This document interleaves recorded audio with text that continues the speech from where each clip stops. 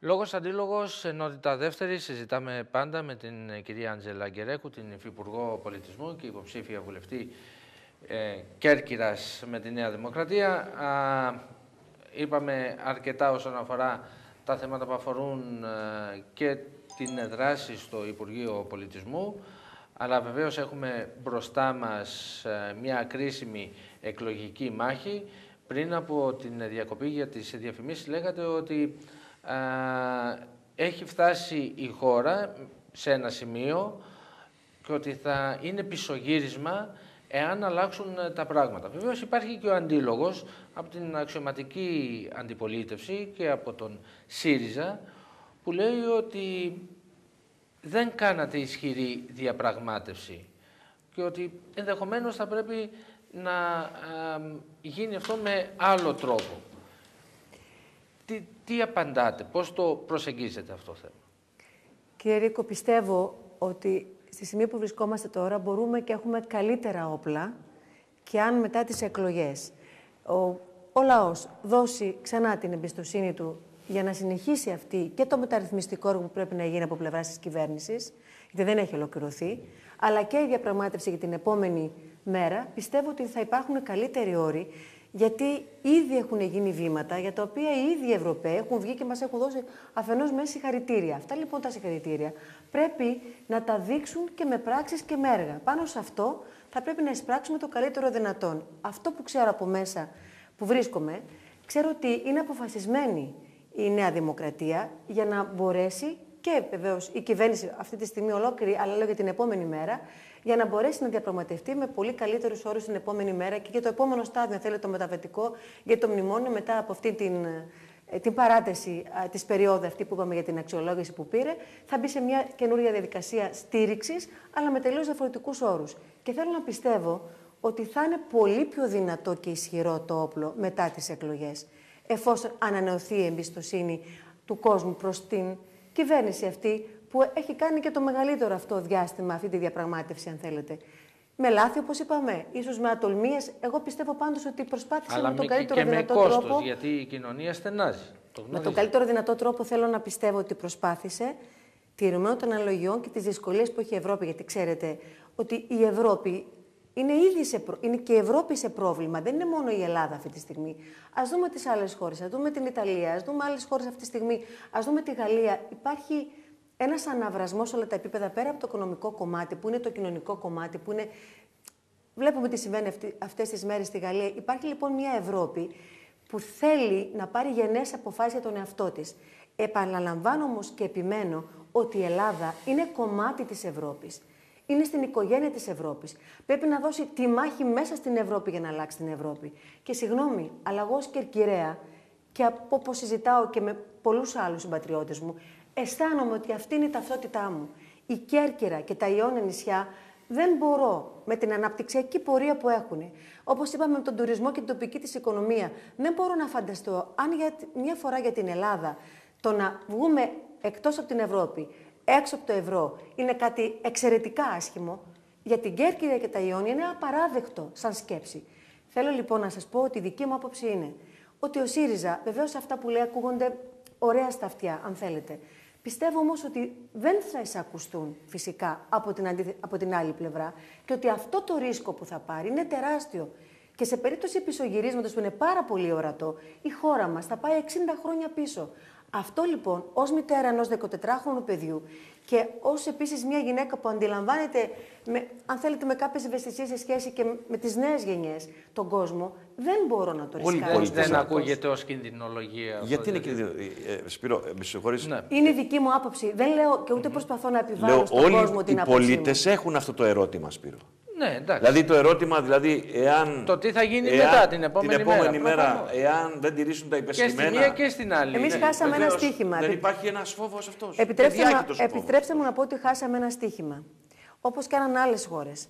Θα έπρεπε να αφήσουμε πραγματικά έξω τις όποιες φιλοδοξίες ή αρχηγοί κομμάτων ή πολιτικές παρατάξεις και να γίνει πράγματι μια ομάδα κρούσης εθνικής κρούσης προς την Τρόικα και στην Ευρώπη. Φανταστείτε λοιπόν να έχει η Ευρώπη σε ένα τραπέζι απέναντί της όλα τα κόμματα μαζί, τα δημοκρατικά κόμματα, και να παλεύουν για τον ίδιο στόχο, μέχρι να φύγει όλη αυτή η κόλαση που ζει ο ελληνικός λαός. Και μετά ο ελληνικός λαός σε μια κανονικότητα θα μπορούσε να επιλέξει μέσα από εκλογές πραγματικά το ένα ή το άλλο κόμμα. Αντίθετα, υπήρξε κατά τη γνώμη μου επίσης, μια αντιπολίτευση καθόλου επικοδομητική, καθόλου με προτάσεις. Σας πω ένα παράδειγμα. Έφεραν νομοσχέδια μέσα στη Βουλή που ήταν καταφανώς θετικά, στηρίχθηκαν από όλες τις παρατάξεις και πολλές φορές από το ΣΥΡΙΖΑ δεν είχαν στηριχτεί. Ας πούμε, η διάσωση της Εθνικής Πινακοθήκης, του αρχείου, του οπτικοακουστικού υλικού της χώρας μας, ενός ιστορικού αρχείου που δεν είχε λυθεί το ζήτημα για 30 χρόνια. Το έφερα στη Βουλή, στηρίχτηκε από όλα τα κόμματα και από τη Δημάρ και από τα άλλα κόμματα, και όμως ο ΣΥΡΙΖΑ για κάποιους λόγους δεν ήθελε να συμβάλλει σε αυτό. Μάλιστα. Ταινιοθήκη της Ελλάδας. Μάλιστα. Ένα παράδειγμα σας έφερα, θέλω να πω ακόμα για τα θέματα του τουρισμού. Ναι. Πού είναι η συγκεκριμένη πολιτική αναπτυξιακή για την τουριστική μας ανάπτυξη? Πού είναι η κεντρική πολιτική για την τουριστική πραγματικά οικονομία της χώρας και των νησιών μας?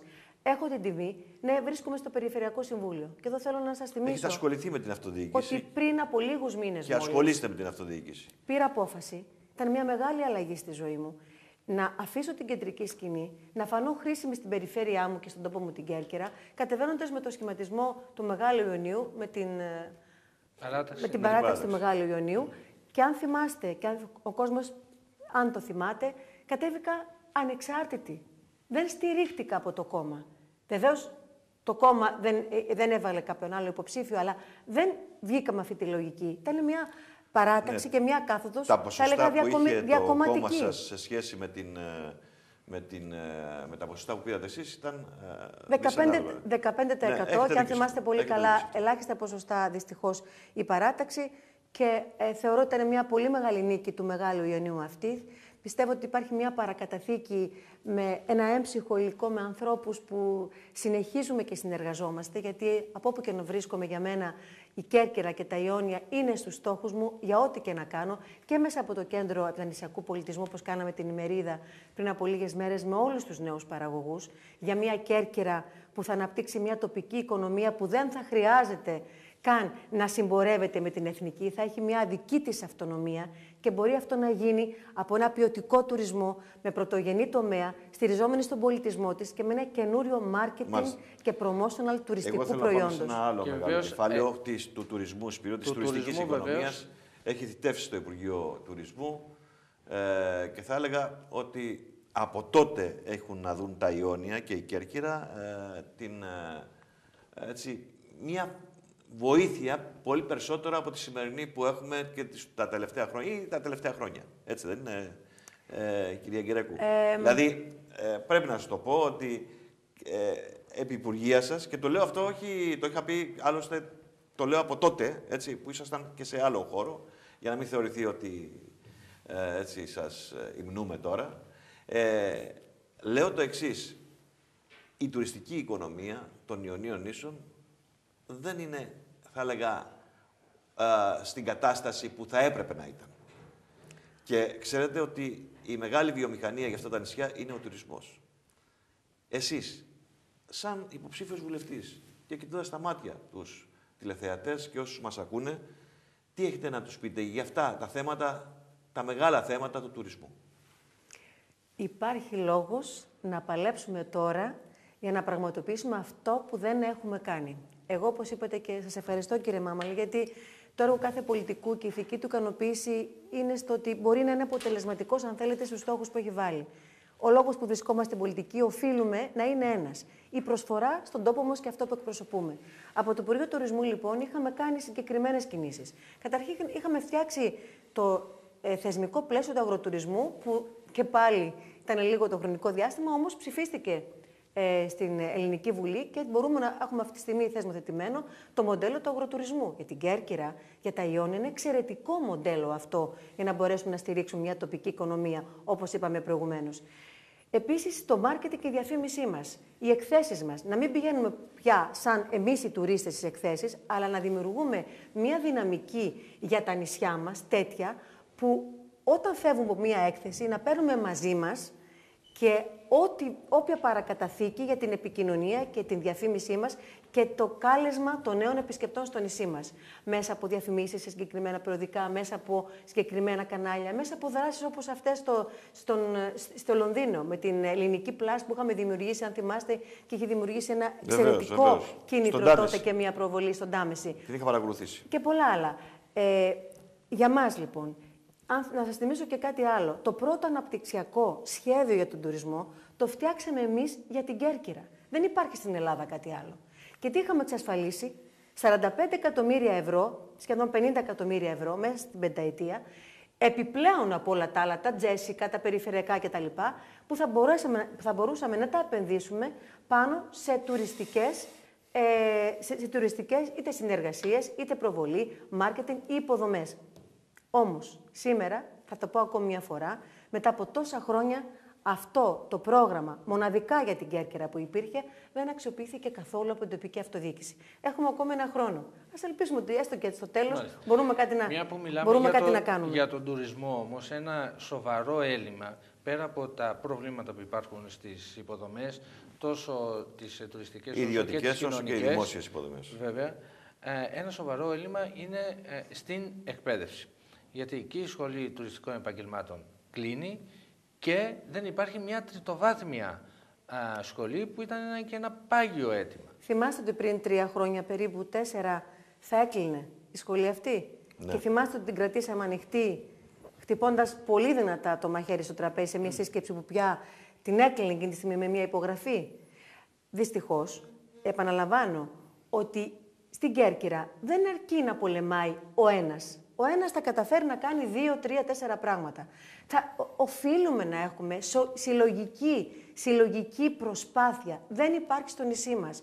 Να σας περιγράψω στην Κρήτη τι συμβαίνει, που έχω πάει σε όλα τα μέρη της Κρήτης και βλέπω αυτή την ανάπτυξη που πέρα από κόμματα και χρώματα ενώνονται μεταξύ τους για να δημιουργήσουν μια τοπική οικονομία με εξαιρετική επιτυχία. Να σας μιλήσω για τη Ρόδο και ξανά για την Πρωτούρ. Και εδώ επιτρέψτε μου να πω κάτι που έχω χαρεί πάρα πολύ.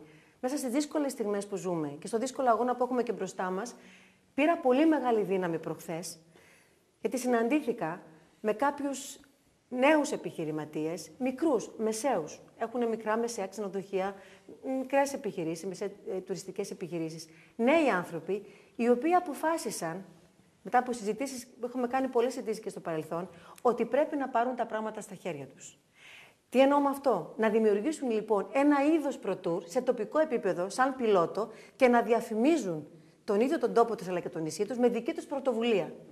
Έχουν ήδη φτιάξει το καταστατικό τους, έχουν ήδη πάρει τις πρωτοβουλίες τους και εγώ, ειλικρινά ενθουσιασμένη από αυτό, θα το παλέψω και θα είμαι κοντά τους με όλες μου τις δυνάμεις. Να λοιπόν μια πρωτοβουλία που ξεκινάει και από τους ιδιώτες, αλλά θα παρασύρει και οφείλει και την τοπική αυτοδιοίκηση και την πολιτεία και όλους εμάς αυτή τη στιγμή που νομίζουμε ότι μπορούμε να τα κάνουμε όλα. Δεν μπορούμε να τα κάνουμε όλα χωρίς τη συνεργασία και τη συνένεση και της τοπικής κοινωνίας. Ναι, αλλά για να προχωρήσω... χρειάζεται και συμβολή της κυβέρνησης. Βεβαίως, ναι, αλλά δηλαδή, ξέρετε κάτι. Εάν χρήματα βεβαίως από υπάρχουν... πού χρήματα, μπράβο. Βεβαίως, υπάρχουν χρήματα Σπύρο από το ΕΣΠΑ και πρέπει να το πούμε αυτό, έτσι. Αλλά είναι συγκεκριμένο όμως το ΕΣΠΑ. Παλαιότερα η κυβέρνηση, και όπως γνωρίζετε πάρα πολύ καλά εσείς, γιατί έχετε περάσει από το Υπουργείο Τουρισμού, έδινε ο ΕΟΤ πάνω χάρη χρήματα στις πάλι ποτέ νομαρχίες, κρατικές νομαρχίες. Ναι, αλλά μην ξεχνάτε όμως ότι στο καινούριο πρόγραμμα τώρα που θα έχουμε χρηματοδότησης υπάρχουν πολλές δυνατότητες να αξιοποιήσουμε την καινοτομία, τον καινούριο τρόπο μάρκετινγκ για το τουριστικό μας προϊόν. Το θέμα είναι προτεραιότητες. Ξέρετε κάτι, αν μια περιφερειακή αρχή έχει βάλει άλλες προτεραιότητες από τις αναπτυξιακές, ξεκινάει δηλαδή ανάποδα, εμείς πιστεύουμε ότι δημιουργώντας ανάπτυξη, δημιουργείς θέσεις εργασίας. Δημιουργώντας θέσεις εργασίας, πολεμάς την ανεργία και δημιουργείς τοπική οικονομία και ευημερία στον τόπο σου. Επισημαίνεται, επίσης, αξιοποιώντας όλα τα χαρακτηριστικά του τόπου σου. Δεν υπάρχει τουριστική προβολή για τα Ιόνια νησιά. Το επισημαίνεται στο Περιφερειακό Όχι μόνο το επισημαίνω αυτή τη στιγμή. Υπάρχει μεγάλη έλλειψη. Είδα τις προτάσεις που έκαναν. Δεν είμαι ικανοποιημένη. Και είμαι διατεθειμένη να καταθέσω και ετοιμάζω τις δικές μας προτάσεις και ως μέλος του Περιφερειακού Συμβουλίου, διότι αυτή τη στιγμή, αν δεν σκεφτούμε με πολύ τόλμη το επόμενο βήμα για την τουριστική μας προβολή της Κέρκυρας και των Ιωνίων, έχουμε χάσει το τρένο, έχουμε χάσει τις παραδοσιακές μας αγορές. Έχουμε πάει σε ένα τουρισμό που δεν μας καλύπτει αυτή τη στιγμή. Σε ένα από μεσαίο και κάτω τουρισμό. Ελάχιστες μονάδες έχουν υψηλό τουρισμό αυτή τη στιγμή. Η Κέρκυρα μπορεί να δεν είναι έχει πραγματικά υποδομές η ο Κέρκυρα, τόπος. Βεβαίως αυτό θα πρέπει να βλέπετε λοιπόν τι κάνει ένα στρατηγικό σχεδιασμός. Αλλά σε αυτό το σχεδιασμό θα πρέπει να είμαστε μαζί και η τοπική αυτοδιοίκηση και η πολιτεία και οι επιχειρηματίες. Όλοι μαζί, δεν γίνεται αλλιώς. Σας λέω παράδειγμα της Κρήτης, παράδειγμα της Ρόδου, παράδειγμα ακόμη η Ιταλία, η κοντινή μας χώρα, αν μπορούσαμε έστω να ακολουθήσουμε λίγο το πρότυπο της Ιταλίας, μάλιστα έκανα μια πρόταση να πάμε στην Τοσκάνη, νέοι άνθρωποι και νέοι επιχειρηματίες, και να δούμε πώς λειτουργεί εκεί ένα μοντέλο, επίσης πέραν των άλλων, γαστρονομικού τουρισμού. Εμείς ανακοινώσαμε αυτό το καλοκαίρι θα δημιουργήσουμε το Corfu Festival Food, δηλαδή ένα φεστιβάλ γαστρονομίας, όπου μέσα από εκεί θα περνάει ο πολιτισμός μας, τα τοπικά μας προϊόντα. Δείτε τι κάνει το δίκτυο Κέρκυρα παράγει. Δείτε τι κάνουν άνθρωποι ανεξαρτήτως κομμάτων που αυτή τη στιγμή ασχολούνται με τοπικά προϊόντα. Στην Ιταλία, εσείς τα γνωρίζετε και καλύτερα, έχουν και άλλη κουλτούρα και άλλη νομοθεσία. Κύριε και Ρικό, δεν έχουν και την αρχαιολογία που πολλές φορές λειτουργεί, εντάξει, να κάνει τη δουλειά της, αλλά λειτουργεί ανασχετικά σε κάθε προσπάθεια. Έχετε δίκιο. Γι' αυτό λοιπόν εγώ πήρα μια πολύ τολμηρή απόφαση, πράγματι, γιατί πιστεύω ότι και από το κέντρο πρέπει να αλλάξουμε θεσμικά πολλά πράγματα. Όπως ξεκίνησα λοιπόν στις θέσεις ευθύνης που είχα και στο Υπουργείο Πολιτισμού, αν μου δοθεί η ευκαιρία, θέλω κεντρικά και θεσμικά να φτιάξουμε νομοθετικά πλαίσια που να βοηθούν πραγματικά την ανάπτυξη στην περιφέρεια και στην τοπική μας κοινωνία. Τώρα, αυτά που έχουν σχέση με τον τουρισμό, κυρία Γκερέκου, είναι οι υποδομές και οι επενδύσεις που πρέπει να γίνουν στο νησί μας. Βεβαίως, έχει ξεκινήσει η κυβέρνηση μια μεγάλη επένδυση. Έχει δώσει μάλλον σε ιδιώτες για να γίνει αυτή η μεγάλη επένδυση στον Ερημίτη. Έχετε εσείς συμβάλει στο να υπογραφεί επιτέλους αυτή η απόφαση με τα υδατοδρόμια, που είναι ένα μεγάλο θέμα. Παρακαλώ πολύ, θα πρέπει να σταθούμε λίγο σε αυτό. Είναι ένα μεγάλο θέμα. Τώρα τελειώνω, κυρία, να σας υποβάλω το ερώτημα. Θέλω να σας ρωτήσω, αυτές οι πρωτοβουλίες που έπρεπε να είναι περισσότερες, έτσι, γιατί είναι λίγες με την έννοια ότι έχουν ανάγκη τα νησιά μας από υποδομές. Εσείς έχετε προτάσεις εάν εκλεγείτε πάλι βουλευτής? Πρώτη πρόταση και δέσμευση, γιατί ήδη έχει ξεκινήσει. Αυτή τη στιγμή, μετά από πάρα πολλή δουλειά και πολλές δυσκολίες, η Κέρκυρα έχει το πρώτο χωροθετημένο υδατοδρόμιο. Αρκεί αυτό? Όχι. Πρέπει να παλέψουμε τα υπόλοιπα 5-6 που είναι στη γειτονιά μας υδατοδρόμια, στην Κεφαλονιά, στη Ζάκυνθο, στην Πάτρα, στη Λευκάδα, στη Λίμνη των Ιαννίνων. Αν δεν γίνει ένα δίκτυο λοιπόν, στους Παξούς, που είναι το αμέσως επόμενο που θα. Στους Παξούς προχωράει. Προχωράει, αυτό θέλω να πω. Αυτό λοιπόν το δίκτυο που αυτή τη στιγμή. Το πρόβλημα είναι Κεφαλονιά και Λευκάδα. Βεβαίως. Αυτή λοιπόν, σε αυτή την ομάδα βρίσκομαι μέσα ακριβώς επειδή υπάρχει μεγάλη εμπειρία που είχαμε για το υδατοδρόμιο της Κέρκυρας, που είχαμε ξεκινήσει τότε το νομοσχέδιο όταν ήμουν στο Υπουργείο Τουρισμού. Άρα λοιπόν, αν δεν γίνουν αυτά και δεν τρέξουν και δεν σπάσουμε τις γραφειοκρατίες. Για τον πολύ κόσμο, το υδατοδρόμιο σημαίνει, κυρία Γκερέκου, ότι θα μπορούν. Υδροπλάνα. Να έρθουν εταιρείες με υδροπλάνα. Όπως το αεροδρόμιο είναι. Όπως το αεροδρόμιο. Τι βοηθάει αυτό? Μα το είχαμε ζήσει εδώ στην Κέρκυρα και θυμάστε πόσο εξαιρετικά ήταν η σύνδεσή μας με το Πρίντεζι, με Γιάννενα, με Καστοριά, με Παξούς. Πρώτο, θα βοηθήσει πάρα πολύ στην τουριστική μας οικονομία, αλλά και κάτι άλλο. Θα βοηθήσει πάρα πολύ και σε κοινωνικό επίπεδο. Βέβαια, στα μικρά μας χωριά, Ερίκουσα, Οθονή, Μαθράκη ακόμη, πολλές φορές τα αξιοποιούμε και για να μεταφέρουν ασθενείς. Και εκεί μπορούν να πετάξουν. Μέσα στη συμφωνία, βεβαίως, και μπορούν να πετάξουν. Γιατί είναι τα υδάτινα πεδία, δεν χρειάζεται υδατοδρόμιο. Ακριβώς. Και ήδη σε αυτές τις εταιρείες που θα γίνει η συμφωνία, θα αναλάβουν αυτό το έργο, θα υπάρξει ρητή συμφωνία ότι θα μπορούν να ανταποκριθούν και θα πρέπει να ανταποκριθούν με επάρκεια στις κοινωνικές ανάγκες. Και είναι και ένα νέο προϊόν για την κρουαζιέρα. Γιατί με το υδροπλάνο οι επιβάτες της κρουαζιέρας σε 10 λεπτά θα είναι στους οδρόμους και την Ερίκουσα. Και μπορεί από εδώ μέχρι το Κατάκολο να φτιάξεις μια συγκεκριμένη στρατηγική κρουαζιέρα και με υδροπλάνα, που να υπάρχει μια αύξηση της τουριστικής κίνησης και άλλου τουριστικού προϊόντος με πραγματικά υψηλότερο εισόδημα για να αφήνει και περισσότερα χρήματα στον τόπο μας. Υπάρχουν λοιπόν ακόμη και μέσα σε αυτό το τόσο συννεφιασμένο πεδίο που ζούμε τώρα, εγώ πιστεύω ότι υπάρχουν τέτοιες κρυμμένες δυνάμεις και θα ήθελα λοιπόν να παλέψουμε ακριβώς για να φανούν αυτές οι δυνάμεις. Αλλά για να γίνει όλο αυτό και για να παλέψουν οι άνθρωποι που θέλουμε την ανάπτυξη, πρέπει και οφείλουμε να παραμείνουμε στην Ευρώπη σταθερά, παλεύοντας να αλλάξουν τα κακό κείμενα, ναι, αλλά μέσα στην Ευρώπη. Αυτό είναι η δική μου πεποίθηση, αυτή είναι η προσπάθειά μου. Αυτό είναι το διακύβευμα. Είναι το διακύβευμα όλης της πολιτικής αυτή τη στιγμή που θα πρέπει να διαχειριστούμε για τις επόμενες μέρες και να καταλάβει ο κόσμος. Ο θυμός είναι εύλογος. Ακόμη και απελπισία και απογοήτευση. Αλλά αν σκεφτεί κανείς τι θα δημιουργηθεί αν στρέψουμε αυτό το θυμό μας εναντίον του εαυτού μας και κάνουμε τα πράγματα χειρότερα, νομίζω ότι μπορεί να κατανοήσει ποια είναι αυτή τη στιγμή η κοινή λογική των πραγμάτων. Μάλιστα. Ένα τελευταίο ερώτημα, Διονύση, γιατί ο χρόνος εξαντλείται. Είναι αμήλικτος. Είναι αμήλικτος. Λοιπόν, οι υποδομές, είπατε ότι τα υδατοδρόμια και άλλες υποδομές, όσον αφορά τις επενδύσεις, δεν σας άκουσα. Ναι. Δηλαδή, αυτές οι επενδύσεις που επιχειρεί η κυβέρνηση μέσω του ΤΑΙΠΕΔ να δώσει κάποια ακίνητη περιουσία σε επενδυτές. Υπάρχει μια αντίδραση εδώ στην Κέρκυρα και θα έλεγα από το ΣΥΡΙΖΑ κυρίως και από άλλους κομματικούς χώρους και ενδεχομένως και από ορισμένους κατοίκους των περιοχών αυτών. Τι απαντάτε? Είμαι ένας πολιτικός, θα έλεγα ένας άνθρωπος που χρησιμοποιεί την κοινή λογική στα πράγματα και το μέτρο. Αυτή λοιπόν τη στιγμή οι ακραίες πεποιθήσεις για μένα, είτε ασύστολες αποκρατικοποιήσεις με οποιοδήποτε τρόπο και χάρισμα δεν ξέρω πού σε πίσω επιχειρηματίες, με βρίσκει αντίθετη. Από την άλλη βεβαίως με βρίσκει ακριβώς αντίθετη και το ότι τίποτα δεν πρέπει να αγγίξουμε γιατί όλα πρέπει να τα κάνει το κράτος, το οποίο δυστυχώς αποδείξαμε ότι δεν μπορούμε και δεν υπάρχουν και τα χρήματα για να μπορέσουμε να συντηρήσουμε είτε ένα αεροδρόμιο στο επίπεδο που πρέπει, είτε μια περιοχή όπως είπα το Ερημίτης να αξιοποιηθεί έτσι που να δώσει στην τοπική οικονομία ένα value, μια αξία πολύ περισσότερη και πέρα από το ίδιο το μέρος που θα μπορέσει να αξιοποιηθεί, να αξιοποιηθεί και ολόκληρη περιοχή με σωστούς όρους. Ζήτησα να δούμε τα σχέδια. Πώς είναι, ποια είναι η κλίμακα, ποια είναι τα ύψη, πού θα χτίσουμε, πόσο πράσινο θα έχουμε, πόση πρόσβαση στον κόσμο, τι θα γίνει με τις παραλίες μας. Όλα αυτά τα βάζουμε κάτω, τα συζητάμε και εμείς προτείνουμε ένα μοντέλο σε αυτή την επιχειρηματικότητα που κυρίως να στηρίζει και την τοπική οικονομία. Δεν λέμε όμως όχι. Δεν κλείνουμε και δεν απειλούμε με ματοχυσίες. Δεν απειλούμε αυτή τη στιγμή να βάλουμε τα σώματά μας μπροστά για να μην περάσει η μπολντόζα να ανοίξει το δρόμο. Αυτό για μένα είναι απολύτως καταστροφικό για το νησί μας.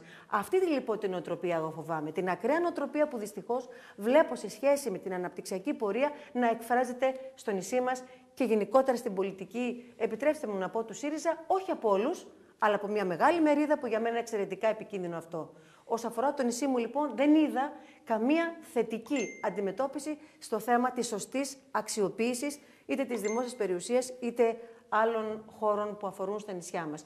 Υποδομές, είπατε.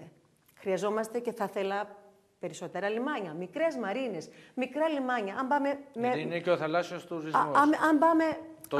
Θα έχετε πάει. Προφανώς θα έχετε γυρίσει το νησί με ένα μικρό σκάφος και θα έχουμε δει φυσικούς μικρούς κολπίσκους που μπορούν με πολύ λίγα χρήματα να γίνουν μικρά καταφύγια που να προσφέρουν κάποιες υποδομές για μικρά, αν θέλετε, γιότ, που και για ηλικίας, από ό,τι έχει γίνει μια έρευνα, βλέπουμε ότι μια ηλικία μεταξύ 25 και 40 που έχει μικρά σκάφη, ζητά μικρά λιμάνια. Φανταστείτε λοιπόν η Κέρκυρα γύρω-γύρω να μπορεί να έχει πέρα από τις μεγάλες, τι μάλλον είναι τη μεγάλη που έχει, είτε στις Μπενίτσες που εκεί είναι ακόμη μία πληγή. Να, στο Δήμο δώσαμε στις Μπενίτσες τη Μαρίνα. Τι την έκανε, το τουριστικό καταφύγιο. Μετά από τόσα χρόνια τι την έχει κάνει, πείτε μου. Σε άθλια κατάσταση. Φωνάζω πολύ δυνατά. Και αφού δεν μπόρεσε να τη χρησιμοποιήσει. Θα πληρώσουν τα σπασμένα οι πολίτες. Ξέρετε τι είδα, έχω πάει πολλές φορές κάτω και βλέπω. Βρωμιά, σκουπίδια. Η τοπική κοινωνία δεν έχει σε τίποτα να ωφεληθεί. Μάλιστα. Γιατί λοιπόν να επιστρέψει λοιπόν στο Υπουργείο και από εκεί να γίνει ένας ανοιχτός διαγωνισμός, να γίνει με διάφανους όρους και να μπορέσει η Μαρίνα στις Μπενίτσες. Τελευταίο ερώτημα. Μουσείο τυπογραφίας. Με δύο λέξεις. Μουσείο τυπογραφίας. Τι γίνεται εκεί πέρα? Το είχατε ανακοινήσει. Πετάξαμε 10 εκατομμύρια ευρώ την ίδια στιγμή που ακριβώς ένα ίδιο αντικείμενο με την έννοια του μουσείου, στα Γιάννενα, ένα μουσείο αργυροχρυσοκοίας είναι έτοιμο, έχει εκπαιδευτικό ιστορικό τουρισμό, έχει επισκέπτες, βγάζει χρήματα, έχει προσφέρει θέσεις εργασίας. Εδώ το Δημοτικό μας Συμβούλιο, αν θυμάστε, και δεν ξέρω ποιοι άλλοι, είχαν πει όχι σε αυτή την επένδυση. Το είχαμε εντάξει τότε ως υφυπουργός τουρισμού εγώ, Μουσείο Τυπογραφίας, 10 εκατομμύρια έργο στο Νέο Φρούριο. Περνάω σήμερα από το Νέο Φρούριο. Θλίψη. Καταστρέφεται το Νέο Φρούριο, έχει χορταριάσει, πέφτουν αυτή τη στιγμή κομμάτια από τα τυχεία. Να χρηματοδοτηθεί από άλλες πηγές, ώστε να δούμε κάποια στιγμή να υλοποιείται εδώ στην Κέρκυρα, πάνω χάρη στη Βίλα Ρώσα. Εγώ επίσης αυτό έχω κάνει και το έχω ανακοινήσει. Και είπα με την πρώτη ευκαιρία να εντάξουμε σε ένα άλλο χώρο ή εκεί να επαναφέρουμε το θέμα στο τραπέζι. Είναι κρίμα να έχουμε χάσει μια τέτοιου είδους ανάπτυξη για την περιοχή μας. Και πόσα άλλα δεν έχουμε πει, γιατί ο χρόνος δεν μας επιτρέπει. Θα κλείσουμε εδώ. Σας ευχαριστούμε πολύ. Να είστε καλά. Πολύ. Καλή επιτυχία, καλό αγώνα σε όλους εμάς που είμαστε υποψήφοι. Σας ευχαριστούμε κυρίες και κύριοι για την προσοχή σας. Καλό βράδυ.